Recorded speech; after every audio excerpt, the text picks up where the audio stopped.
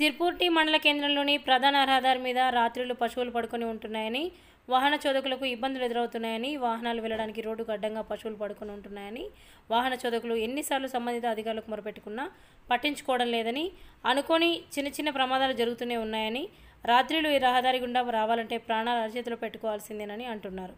ఇకనైనా పశువుల యజమానులు, సంబంధిత అధికారులు స్పందించి పెద్ద ప్రమాదాలు జరగకుండా తగు చర్యలు తీసుకోవాలని కోరుతున్నారు.